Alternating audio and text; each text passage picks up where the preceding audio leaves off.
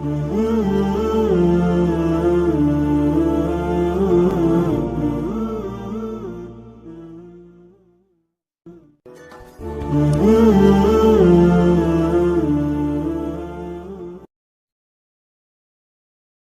Najaf کی سرحد پر رہنے والے ایک سرکاری ملازم نے قبر امیر المومنین علیہ السلام کے زائرین کو ناحق اذیت دی اور اسے سخت مارا پیٹا۔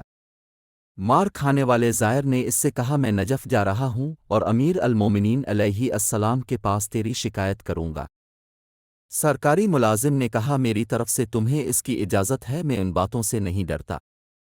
زائر بیچارہ قبر امیر المومنین پر پہنچا اور زیارت کی ادائیگی کے بعد اس نے رو رو کر اس ملازم کی شکایت کی اور عرض کیا امیر المومنین اس نے مجھ پر ناحق ستم کیا ہے، آپ اس سے میرا انتقام لے۔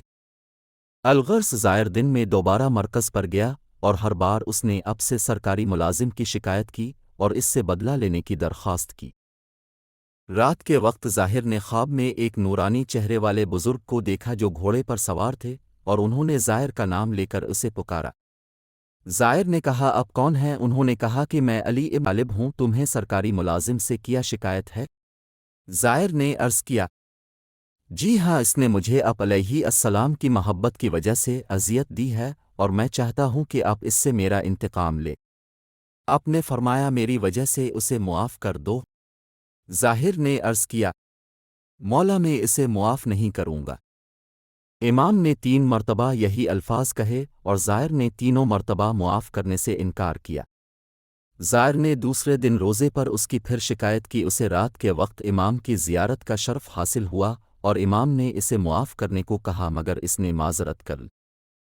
تیسرے دن زائر نے مولا سے اس کی دوبارہ شکایت کی، پھر رات کے وقت اسے مولا کی زیارت نصیب ہوئی اور مولا نے اس سے فرمایا اے میرے زائر مجھے سزا دینے میں دیر نہیں لگتی، لیکن میں چاہتا ہوں کہ تم اسے معاف کر دو کیونکہ اس نے ایک نیکی کی تھی اور میں اسے اس کا بدلہ دینا چاہتا ہوں۔ زائر نے کہا میرے مولا یہ ملازم کون ہے اور اس نے کیا نیکی کی ہے؟ مولا نے فرمایا اس کی نیکی یہ ہے کہ ایک دن وہ شخص سمو کے قصبے سے بغداد جا رہا تھا، اس کی نظر میری قبر پر پڑی تو وہ اپنے گھوڑے سے اتر پڑا اور جب تک میری قبر اسے نظر آتی رہی وہ پیدل چلتا رہا، بس اس کا حق ہم پر ہے اور تمہیں چاہیے کہ اسے معاف کر دو، اور میں ضمانت دیتا ہوں کہ تمہارے اس عمل کا بدلہ میں قیامت کے دن دوں گا۔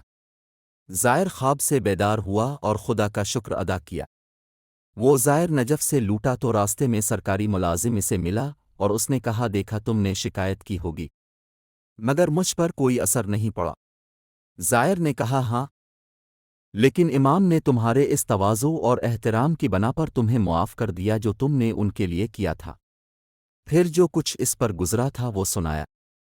جب ملازم نے جان لیا کہ زائر کا خواب سچا ہے تو اپنی جگہ سے اٹھا اور زائر کے سر اور ہاتھ کو بوسے دیے اور کہا خدا کی قسم جو کچھ تم نے کہا ہے وہ سچ ہے۔ پھر اس ملازم نے دل سے توبہ کی اور امام کا مومن بن گیا، اور اس نے زائر کی 3 روز تک مہمان نوازی کی اور زیارت حرم امام کے لیے زائر کے ساتھ نجف گیا اور وہاں اس نے 1000 دینار تقسیم کیے۔